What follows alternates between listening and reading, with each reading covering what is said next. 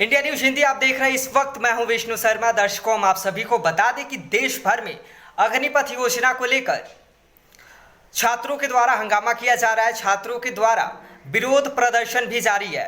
इसको लेकर आज हमारी बातचीत होगी।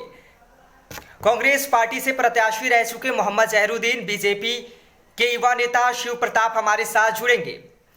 भारतीय विद्यार्थी मोर्चा के राष्ट्रीय प्रवक्ता विजय प्रताप भी हमारे साथ जुड़ चुके हैं। इसके साथ ही अखिल भारतीय विश्वकर्मा विश्व संगठन से मनोज विश्वकर्मा जी हमारे साथ इस वक्त इस विषय पर चर्चा के लिए जुड़ चुके हैं। आप सभी का बहुत बहुत स्वागत है। हम सबसे पहले शिव प्रताप की ओर चलते हैं। सबसे पहले जानते हैं शिव प्रताप जी, देश भर में जो अग्निपथ योजना सरकार के द्वारा लागू किया गया है, क्या यह योजना सही है या गलत? शिव प्रताप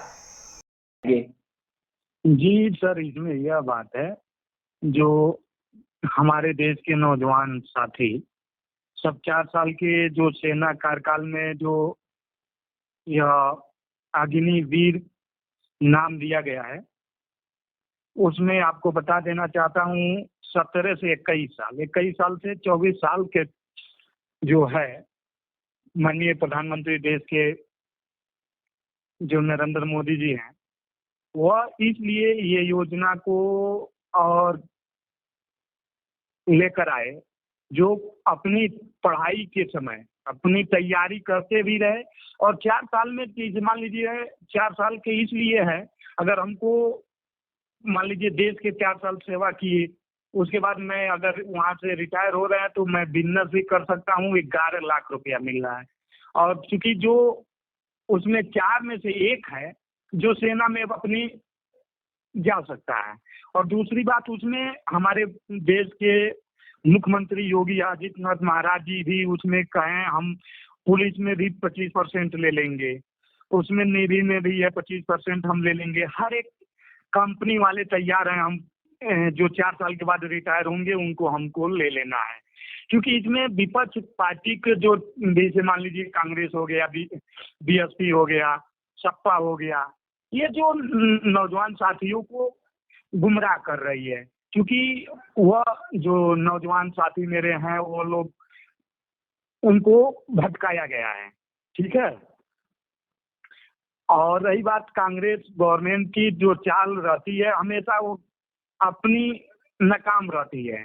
वह तो चूंकि अब देख रही है हर प्रदेश में मेरा सरकार हर जगह से मैं हारते जा रहा हूँ। 2 सीट पर आ गई है उत्तर प्रदेश में, और लोकसभा में देखते कि है कितनी करारी बुरी तरीका से हारी है। तो इसलिए कांग्रेस सरकार को ये चाल है, मैं नरेंद्र मोदी जी को, सरकार को जो भी योजना लेकर आ रही है उसको गलत ठहरा रही है। जो भी हो, यह हमको देखने में सबसे बढ़िया था। 4 साल में जो हर एक तरह से देखा जाए तो उसमें अगर आपको बता दें हम उसमें क्या क्या है, जो हमारे देश के नौजवान साथी जो सेना में जाना चाह रहे हैं, देश के लिए अपनी सेवा करना चाह रहे हैं, उनके लिए बहुत बढ़िया है। लेकिन वो समझ नहीं पा रहे हैं। इसके पूरी पढ़ेंगे और समझेंगे तो वो देख कर कहेंगे नहीं, हमको दोबारा इस तरह विरोध नहीं करना। तो आपसे मेरा सवाल यही है कि क्या बीजेपी ने अग्निपथ योजना जो लागू किया है यह सही है या गलत है?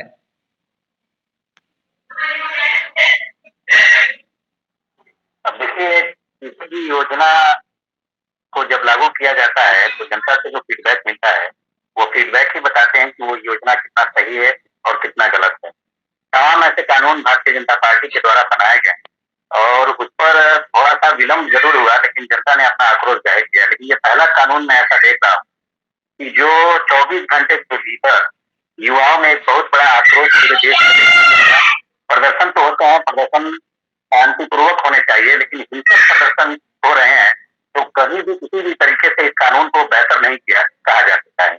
मेरे हिसाब से ये कानून जनहित में और नौजवानों के हित में अगर होता है तो इस तरीके से हिंसक प्रदर्शन नौजवानों को करना नहीं पड़ता। जी बिल्कुल। मनोज जी भी हमारे साथ जुड़े हुए हैं। सर, आप क्या कहना चाहेंगे, यह सही है या गलत है? बिल्कुल, आपके न्यूज न्यूज के माध्यम से अगर इस बात पे आप डिबेट करा रहे हैं तो नो डाउट ये कहने में कहीं कोई संदेह नहीं कि सरकार तो आती जाती रहती है। आज ये भारतीय जनता पार्टी की सरकार है, कल कांग्रेस की सरकार थी, आने वाला समय किसी और का होगा। लेकिन इस तरह की योजनाओं जो सेक्टर पूरे देश की रखवाली करता है, जिसके बल पे हम और आप अपने घरों में आराम से चैन की नींद लेते हैं, उस सेक्टर में, उस फील्ड में प्रयोग मुझे लगता है बेहतर नहीं कहा जाएगा। किसी भी तरह का इस प्रयोग करना जिसपे हम पहले से पूरा होमवर्क न किए हों और डायरेक्ट उसको अप्लाई करने के लिए फील्ड में लगे, तो मुझे लगता है ये सरासर अन्याय है और इससे कहीं ना कहीं देश में आक्रोश है जो सामने दिख रहा है।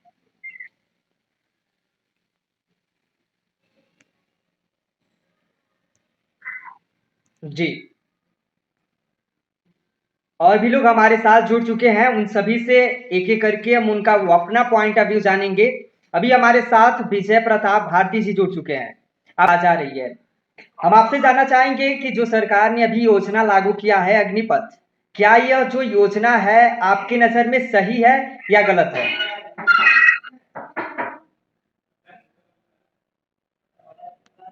एक्चुअल में दुनिया में जितने भी देश है, सब देश के लोग अपने देश में जो युवा है उसके भाजपा की जो सरकार वर्तमान में, एक तो जो योजना बनाने वाले लोग हैं वो चंद एक वर्ग विशेष के लोग हैं जो योजना बना रहे हैं। इस देश में जो बहुसंख्यक वर्ग के लोग हैं उनको ध्यान में रखकर कोई योजना बनाई नहीं जा रही, क्योंकि भारत का संविधान कहता है कि भारतीय संविधान के अनुसार सरकार को ऐसी योजनाएं बनानी चाहिए जिसमें सभी सामाजिक समूहों की हिस्सेदारी हो। लेकिन यहाँ पर एक बहुसंख्यक समाज है, उसको एक तरह से देखा जाए ये उनके भविष्य निर्माण करने की योजना नहीं बनाई जा रही है, बल्कि उनको परेशान करने की योजना बनाई जा रही है। इसमें बड़े पैमाने पर युवाओं ने फ्रस्ट्रेशन में आकर आत्महत्या की। तो मुझे नहीं लगता कि ये भारत सरकार के नाम पर जो योजना बनाने वाले बैठे हैं वो राष्ट्र के हित में योजनाएं बना रहे हैं, बल्कि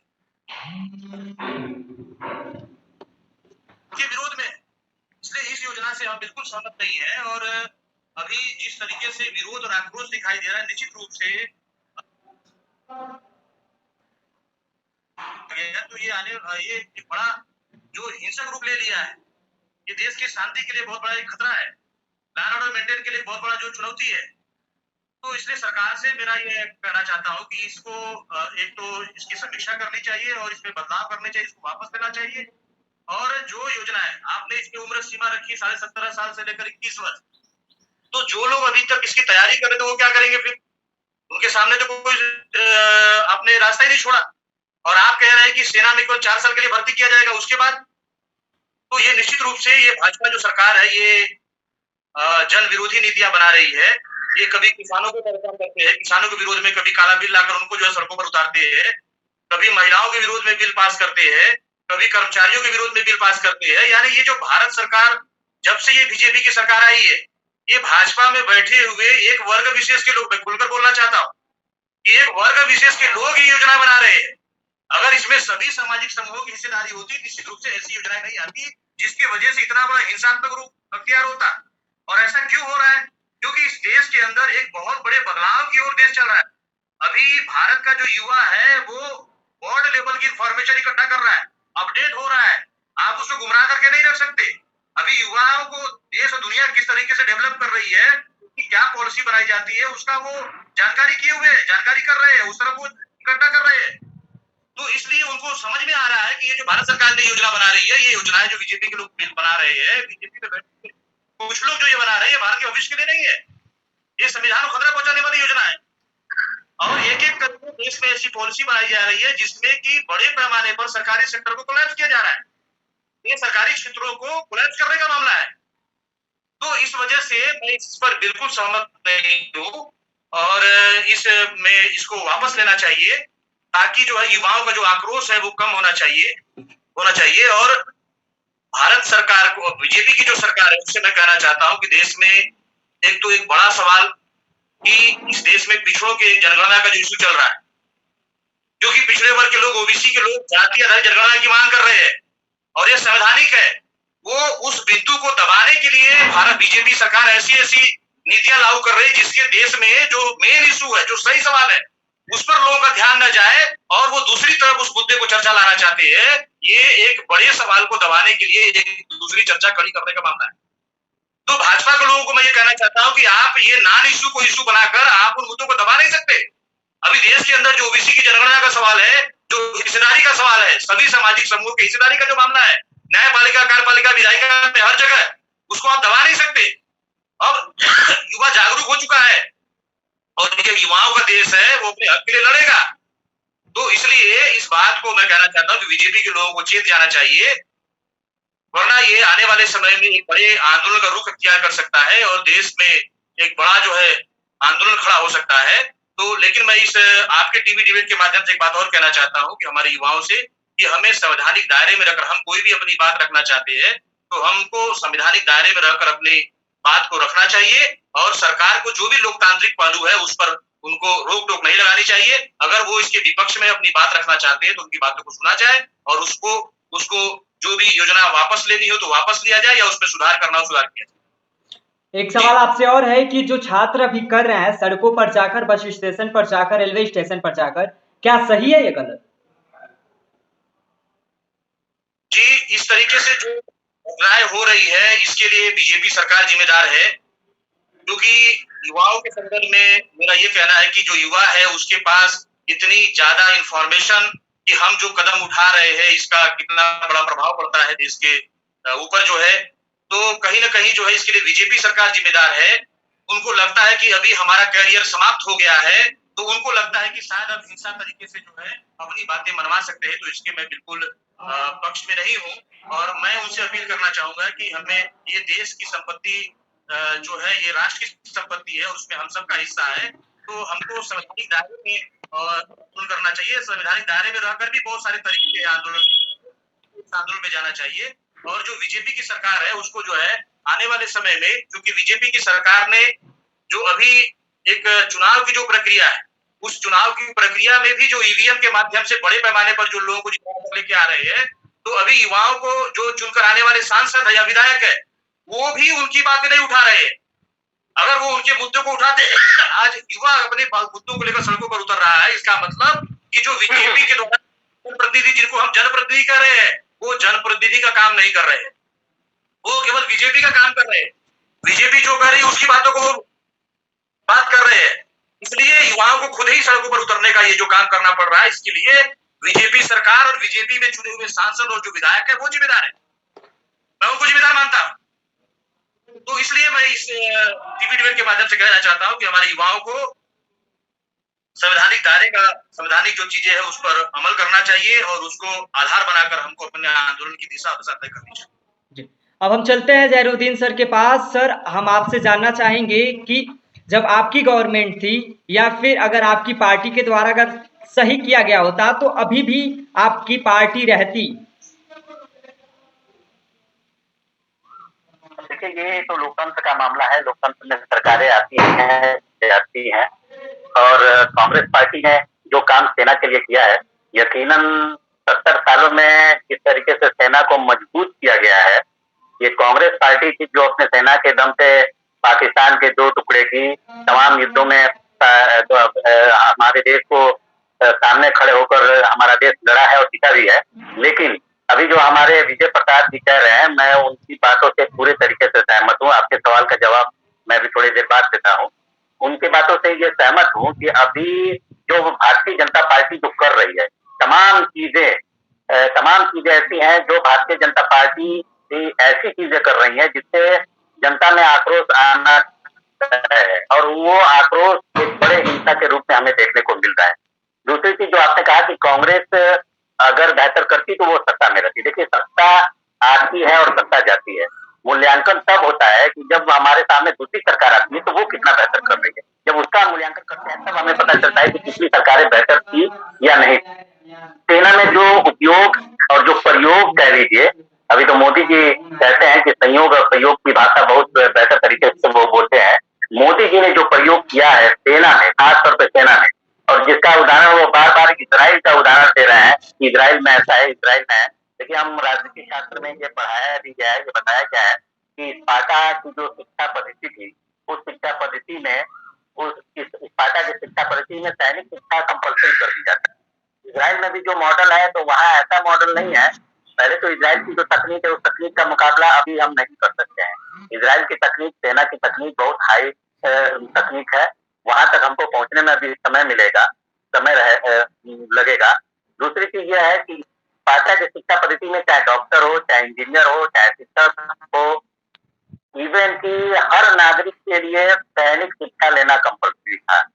और यहाँ जो ये ठेका प्रथा लाए हैं और उसको इजराइल का एक चादर उड़ाकर ये युवाओं को बहलाना फुसलाना चाहते हैं कि हम इसे, देखिए इजराइल में ऐसा है तो हमारे देश में ऐसा क्यों नहीं हो सकता है। तो इजराइल में बहुत सारी चीजें हैं जो जिसे हमारा देश अभी मुकाबला नहीं कर सकता है। और हर देश के अलग अलग जोग्राफिकल चीजें अलग होती हैं। कुछ चीजें आबादी के हिसाब से भी, जनसंख्या के हिसाब से भी, तकनीक के हिसाब से भी देखा जाता है। सीधे सेना के अंदर ये ला देना कि 4 साल आप काम करेंगे, 4 साल बाद हम 25% को आगे बढ़ाएंगे और बाकी 75% को छोड़ देंगे उनके हाथ पे जाने के लिए कि आप जाइए और जाके फिर अपना अगला रास्ता देखिए। एक अभी आपको एक चीजें मिल रही है। अभी प्रशांत किशोर जो 2014 में इनको लेके आए थे, प्रधानमंत्री का चुनाव लड़ाए थे और तमाम तरह के प्रोपेगेंडे, चाय वाला और ये गरीब दुनिया भर का नारा लगाकर इनको जो जिताए थे, प्रशांत किशोर तो भारतीय जनता पार्टी छोड़कर चले गए। लेकिन मोदी जी और उनके सारे लोग उसी सिस्टम पर कानून भी ला रहे हैं और उसी सिस्टम पर कानून का प्रचार भी कर रहे हैं। एक मैसेज वायरल हो रहा है, कहा जा रहा है कि 4 साल में जो 16 साल 17 साल का नौजवान है वो 4 साल में इतने पैसे कमा लेगा। 4 साल के बाद जो 70% नौजवान छट जाएंगे उनके पास 11 से 12 लाख रुपए होंगे और उन 11-12 लाख रुपए के जरिए वो नौकरी कर सकता है। जिस उम्र में सिगरेट पीता है नौजवान, जिस उम्र में सड़कों पर इधर उधर घूमने में अपना समय खत्म कर, देखिए नौजवानों का चेहरा कैसा पेश किया जाता है। यानी हर युवा सिगरेट के पीछे भाग रहा है, हर युवा सड़कों पर चाय कॉफी पर अपना समय बिता रहा है और जो सड़कों के किनारे, हाईवे के किनारे हमारे नौजवान साथी जो रात और दिन पसीना बहाकर दौड़कर मिलिट्री और आर्मी और देश की सेवा में जाने की तैयारी कर रहे थे, उनका अपमान भारतीय जनता पार्टी और उनके आईटी सेल के लोग लगातार करना शुरू कर दिए हैं और बताना चाह रहे हैं कि उस उम्र में वो 10 लाख रुपए इकट्ठा करके और पैसा इकट्ठा करके कि वो अगले कदम में जाएंगे। आप बताइए कि अपने सरकार, अपने सांसद का संसद में बयान है कि अभी भी सेना में आप चले जाइए तो 8 लाख से ज्यादा पद खाली है, भर्ती के पद अभी भी खाली है। पुलिस में डिपार्टमेंट में चले जाइए तो 7 लाख के करीब तकरीबन पद खाली है।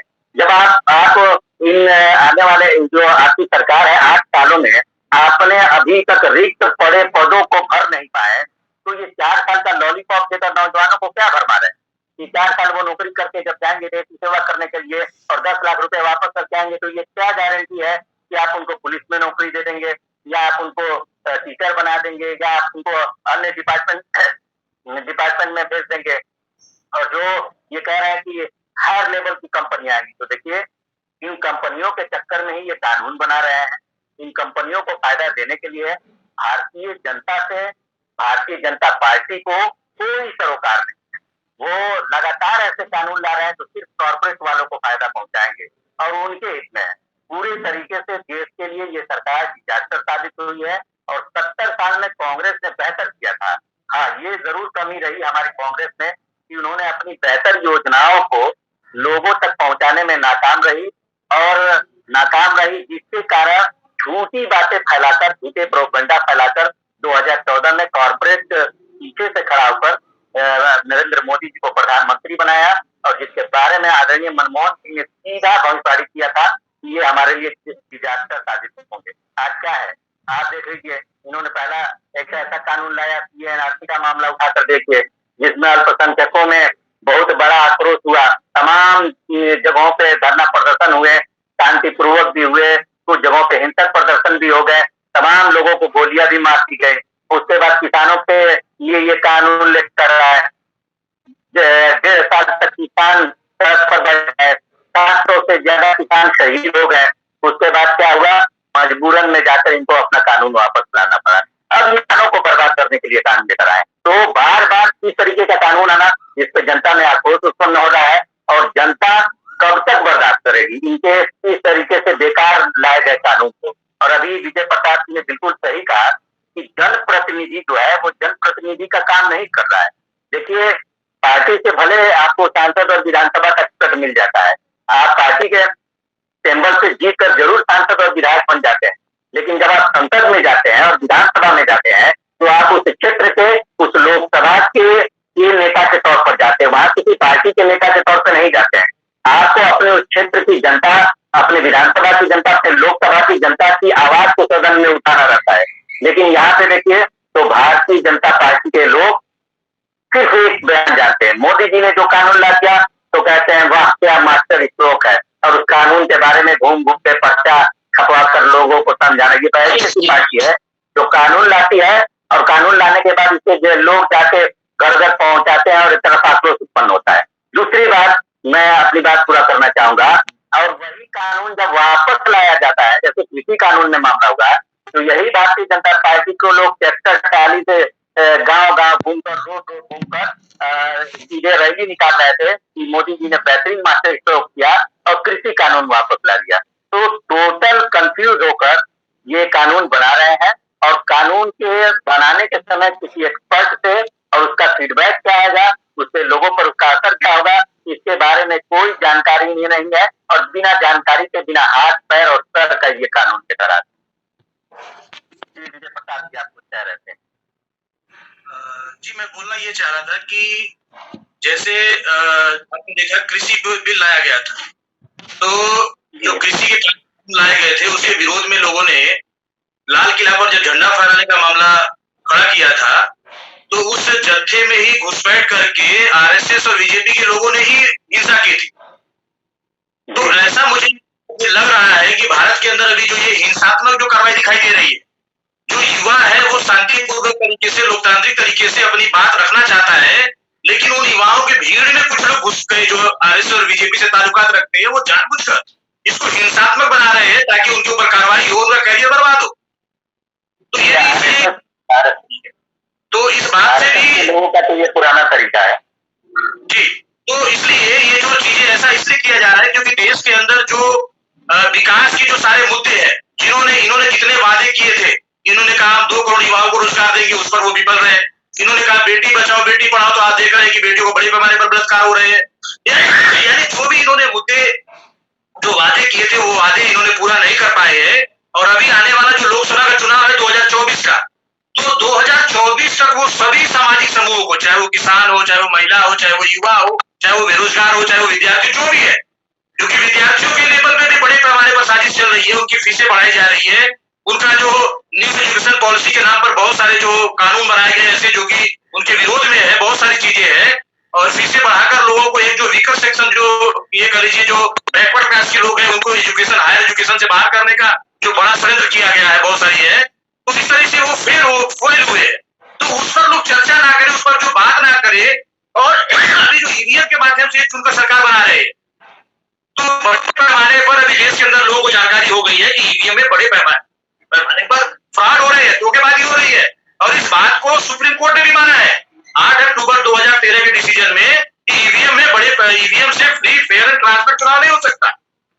यानी जो पब्लिक, जो जनता, जो भारत का नागरिक अपने लोगों को चुनकर विधानसभा संसद में भेज सकता था, जो उनके विकास के लिए योजनाएं बनाए, ऐसे लोगों को वो चुन नहीं पा रहे हैं।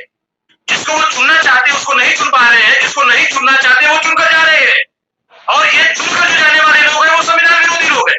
आपने देखा 9 अगस्त पर जंतर मंतर पे ब्राह्मणों ने संविधान को जलाया। यानी वो क्या मैसेज देना चाहते थे देश को? ये ब्राह्मण क्या मैसेज देना चाहते थे? वो ये मैसेज देना चाह रहे हैं कि हम संविधान को नहीं मानते। तो कुछ ऐसे संविधान विरोधी लोग, जो देशद्रोही लोग हैं, ये इस भाजपा सरकार में शामिल है।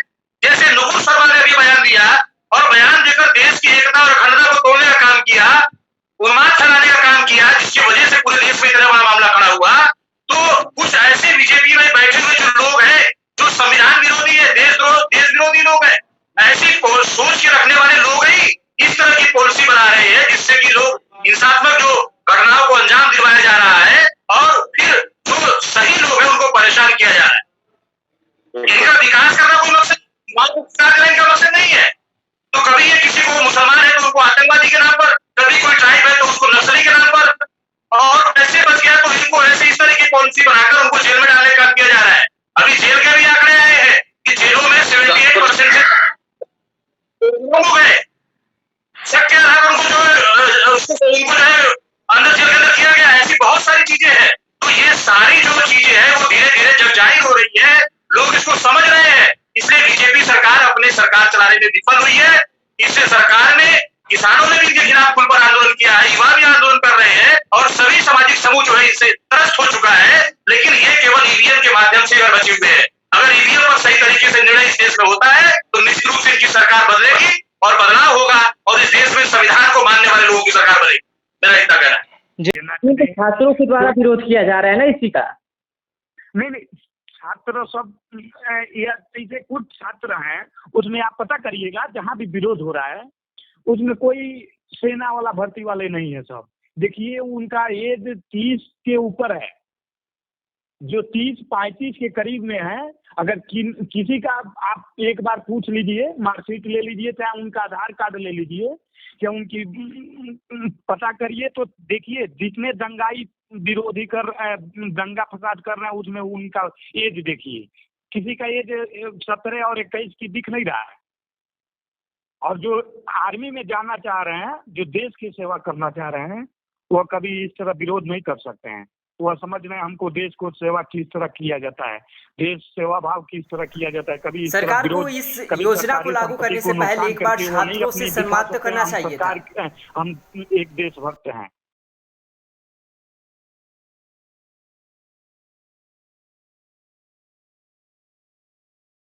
नहीं, इसके लिए तो अब हमको तो मान लीजिए अचानक वाली ये बात पर तो हम नहीं टिप्पणी कर सकते हैं, लेकिन अब हर एक चीज को छात्रों से एक छात्र उसमें है नहीं, पूरे भारत की बात है। अगर उसको विरोध भी करना था, हमारे छात्र भाई नौजवान साथियों को विरोध भी करना था, तो उसको एक डेट तय होती, एक डेट अपनी पूरी पेपर के, सोशल मीडिया के, अपनी न्यूज चैनल आप लोग हैं, उनसे एक बार चाहे एक बार डीएम को प्रार्थना पत्र देना चाहिए, हम इस दिन अपनी जिला पर घेराव करेंगे, ये संदेश जाता। उसके लिए प्रधानमंत्री जी विचार करते और हमारे राजनाथ सिंह विचार करते, हमारे बहुत बड़े जो नेताएं हैं, मान लीजिए अमित शाह जी हैं, ये बैठकर इसके लिए एक बार जो पार्टी के छात्र नेता हैं उनसे साथ हो सके हमारे देश के प्रधानमंत्री आगे आके बात करते। ये तो मान लीजिए विचार इस पर कोई ये नहीं चाहे ना, वहाँ छात्र नहीं ना है, ये जितने दंगा फसाद कर रहे हैं ये सपा कांग्रेस के लोग हैं, इसमें अन्य छोटे छोटे दल के नेता हैं। जैसे बिहार का मान लीजिए, जो लोग नहीं जीत पा रहे हैं वो लोग गुंडाई कर रहे हैं, विरोध कर रहे हैं। इसमें आप अगर न्यूज पर देखिए, आप एक बार वहाँ पे विरोध जो प्रदर्शन कर रहे हैं उनका एज देखिए, का उनका 17 साल का दिख रहा है, कोई 17 साल का नहीं दिखेगा। वह पार्टी लेवल की विरोध कर रहे हैं। मोदी जी को देश यह सोच रहे हैं कब हम प्रधानमंत्री को हटा दें। ये और जो भी है सवाल सर पूछिए, हम बताएंगे आपको। जो विरोध कर रहे हैं कांग्रेस और हर छोटी छोटी पार्टियों की देन है, जो विरोध करके नरेंद्र मोदी जी को। भारतीय विद्यार्थी मोर्चा की राष्ट्रीय प्रवक्ता विजय प्रताप भी हमारे साथ जुड़ चुके हैं। देश भर में जो अग्निपथ योजना सरकार के द्वारा लागू किया गया है, क्या यह योजना सही है या गलत?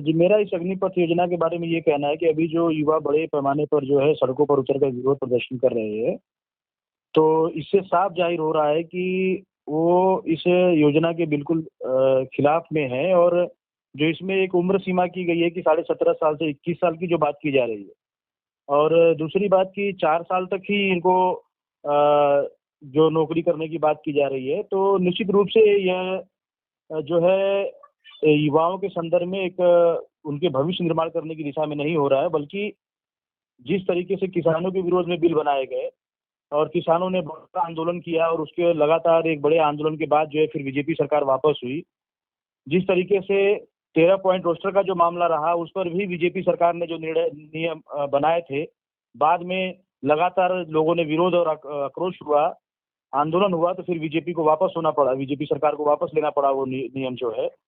उसी तरीके से चाहे वो एनआरसी का मुद्दा रहा हो।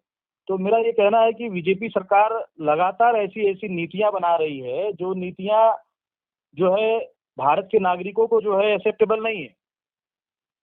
तो इस पर मेरा ये कहना है कि बीजेपी सरकार ये जो नीतियां बना रही है, ये नीतियां बनाने में सभी सामाजिक समूह के लोग शामिल नहीं है, एक वर्ग विशेष के लोग ये नीतियां बना रहे हैं, जिसकी वजह से ये कहा जा सकता है, जैसे आपने देखा कि अभी नुपुर शर्मा जी ने जो बयान दिया, उस बयान के वजह से दो सामाजिक समूहों में जो भारत की एकता है, अखंडता है, उसको जो है उसको तोड़ने का प्रयास किया गया।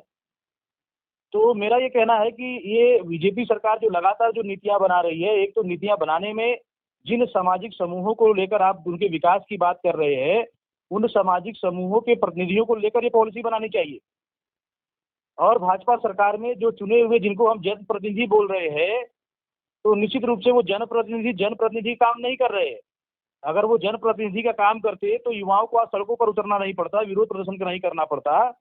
आज युवा, और दूसरी बात कि अभी जो इस आंदोलन में, विरोध में जो हिंसात्मक घटनाएं दिखाई दे रही है, तो कहीं न कहीं जैसे किसान आंदोलन में बीजेपी और आरएसएस के लोगों ने ही घुसकर जो है उसमें तोड़-फोड़ और हिंसा करने का काम किया और दिखाई भी दिया बहुत बड़े पैमाने पर। तो मुझे लगता है कि इसमें भी वो खुद ही शामिल होकर ये हिंसात्मक गतिविधि करवा रहे हैं। इसकी भी निष्पक्ष जांच होनी चाहिए, ताकि वो खुलासा होना चाहिए कि ये जो हिंसात्मक घटनाएं हो रही है, इसमें कौन जिम्मेदार है, कौन इसके पीछे इसमें सपोर्ट कर रहे हैं, हाथ लगा रहे हैं। तो मेरा ये कहना है कि इस अग्निपथ जो योजना है, इससे बिल्कुल हम लोग जो है सहमत नहीं है। ये अग्निपथ जो योजना है, इसको वापस लेना चाहिए और जो सेना के संदर्भ में जो नियम है उस पर अमल लाना चाहिए। आप जी का कहना है कि इसमें सपा और कांग्रेस भी शामिल है इस हिंसा में। जी इस पर शिव प्रताप जी का कहना है कि इसमें सपा और कांग्रेस के भी लोग शामिल हैं। वैसे बीजेपी सरकार के लोग तो ये कहते हैं कि इस देश में मुसलमान ही आतंकवादी है, लेकिन मालेगांव बम ब्लास्ट हुआ, समझौता एक्सप्रेस का जांच रिपोर्ट आई, अजमेर में बम ब्लास्ट हुआ, बोधगया में बम ब्लास्ट हुआ, बहुत सारी घटनाएं हुई। इन घटनाओं में जब निकल कर आया कि एक वर्ग विशेष जिसको कहा जाता है कि ब्राह्मण लोग उस मास्टरमाइंड प्लान में शामिल है, ऐसा जो है जांच में रिपोर्टें निकल कर आई।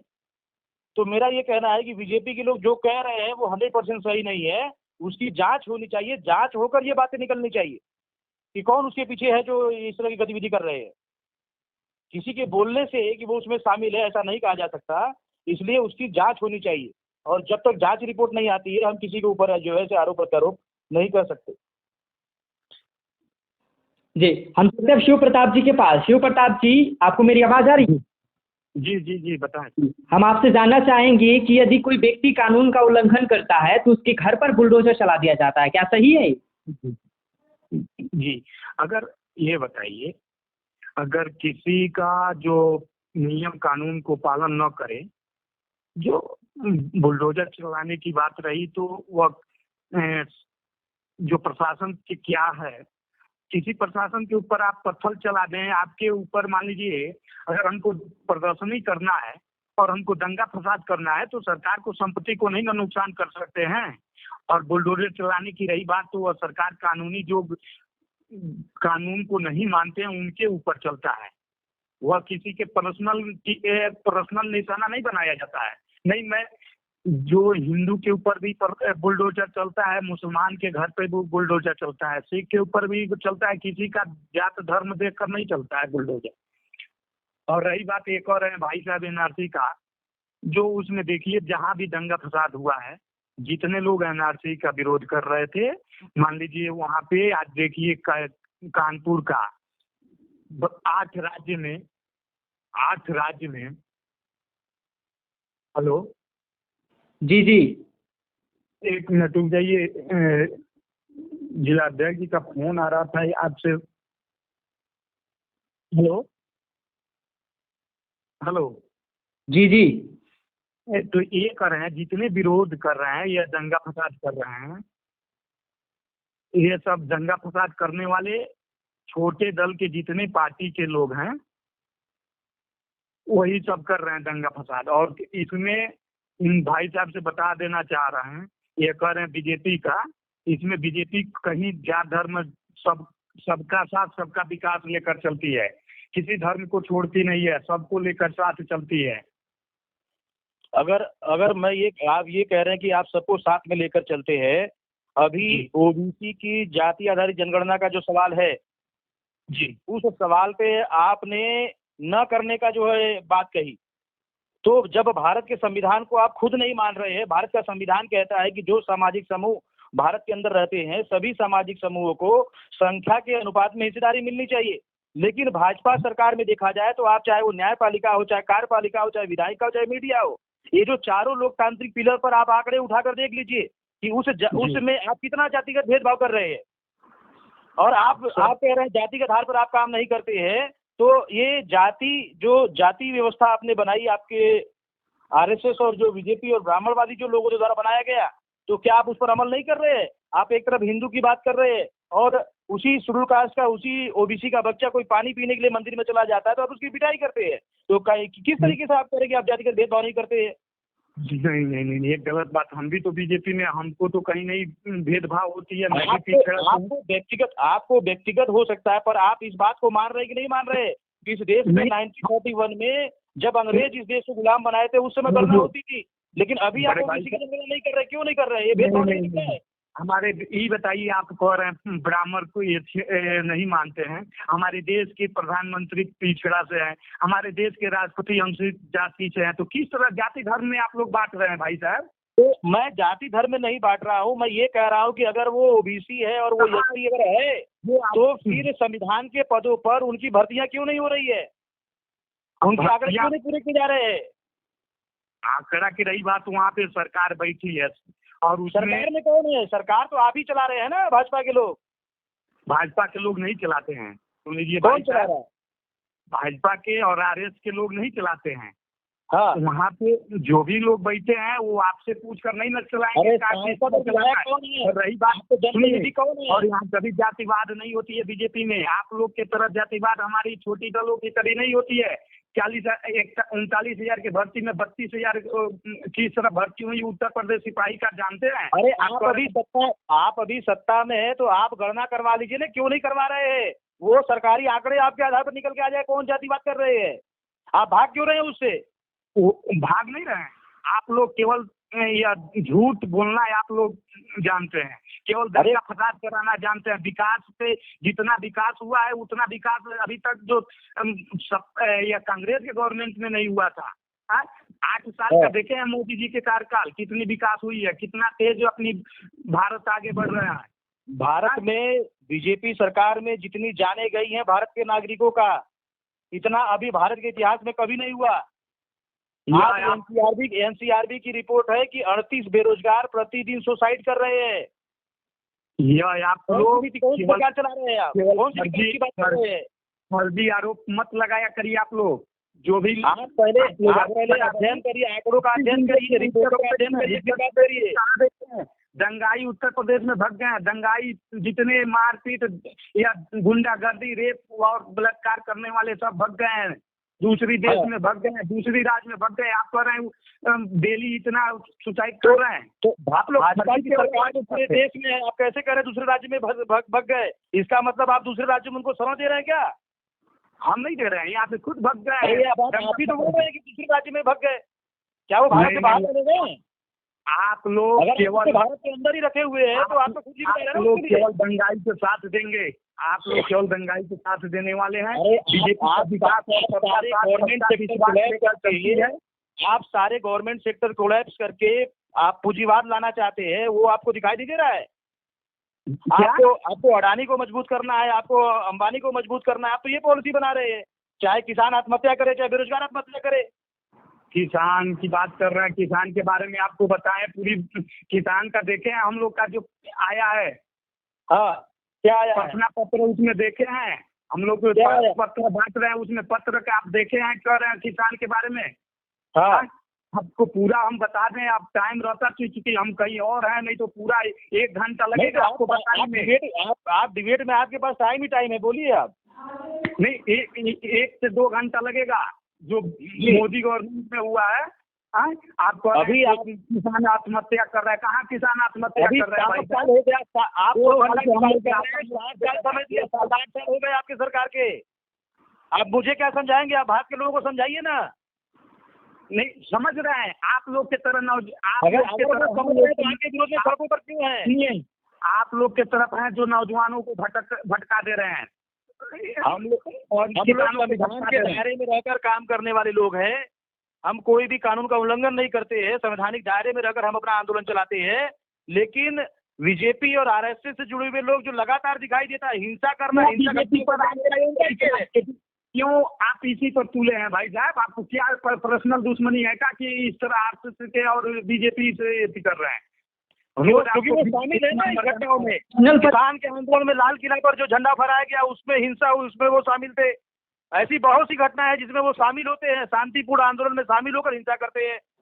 कानपुर का आपका बवाल नहीं दिख रहा है, शिव कश्मीर का आपका बवाल नहीं दिख रहा है। सुनिए भाई साहब, आप बता दें कानपुर में जितने भी हिंसात्मक घटनाएं हो रही उसकी जांच कराइए और जांच कराने के बाद उसको जांच कराइए और उसमें जो दोषी थे उनको वापस बाहर लाइए।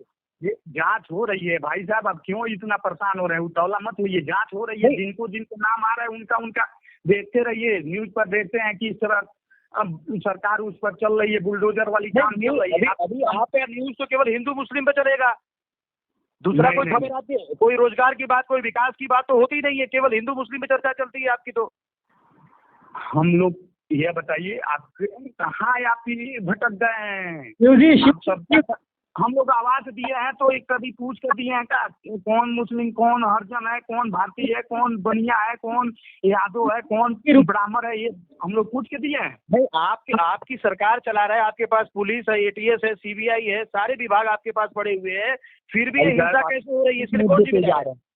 भाई साहब किस मुद्दे पे जा रहे हैं आप? पहले इस तरफ कांवे में आपके तरह कुछ और हर गांव में कुछ लोग हो जाएं तो विकास की गंगा बह रही है और आप जो भटका रहे हैं इस तरह, आप खुद गुमराह कर रहे हैं सरकार के और पब्लिक जो ग्राम सभा के मेरे छात्र नौजवान साथी हैं उनको आपके तरह खुद इसीलिए यह दंगा फसाद होता है।